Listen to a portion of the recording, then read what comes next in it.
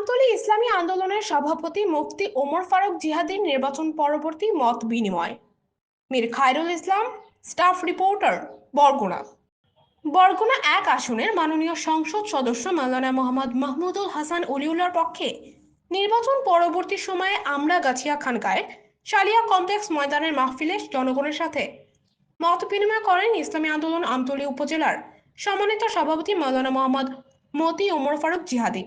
এ সময় উপস্থিত ছিলেন ইসলামী যুব আন্দোলন বরগুনা জেলা শাখার সভাপতি মোহাম্মদ রেজাউল করিম আকন, ইসলামী আন্দোলন বরগুনা জেলা শাখার সাংগঠনিক সম্পাদক মাওলানা মোহাম্মদ সাইফুল্লাহ, ইসলামী আন্দোলন আমতলী উপজেলা শাখার সেক্রেটারি মোহাম্মদ বাইজিদ, ইসলামী যুব আন্দোলন আমতলী উপজেলা শাখার সেক্রেটারি হাফেজ মোহাম্মদ ঈশা সাইদি সহ আমতলী উপজেলা শাখার বিভিন্ন দায়িত্বশীল নেতৃবৃন্দ।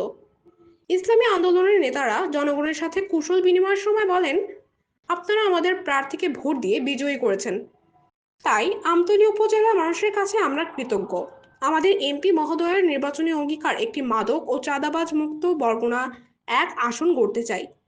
ইনশাল্লাহ গত 12ই ফেব্রুয়ারি নির্বাচনে আপনারা আমতলীর মানুষ আপনারা যেভাবে ভোট দিয়ে আমাকে জয়যুক্ত করেছেন, তাই আমতলী উপজেলার বিভিন্ন অবকাঠামো উন্নয়ন এবং শিক্ষা স্বাস্থ্য সহ বিভিন্ন স্তরের উন্নতি ঘটবে ইনশাআল্লাহ। আগামীর আমতলী একটি আধুনিক আমতলীতে করার চেষ্টা করব।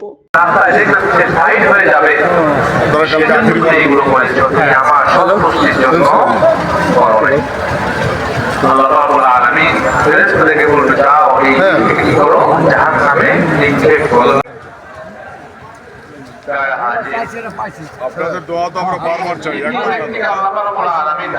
দোয়া তো বারবার চাই। জিজ্ঞাসা করো আমরা তোমাকে শিখিয়েছি, আমি আপনার দিনকে বোঝার জন্য মানুষকে আমি পড়িয়েছি, আমি আপনার রাসূলকে মানুষকে আমি শিখিয়েছি, পড়িয়েছি, সমস্ত কিছু আমি আপনার সন্তুষ্টির জন্য করেছি। আল্লাহ রাব্বুল আলামিন বলবে কাযাবতা, তুমি আমার সঙ্গে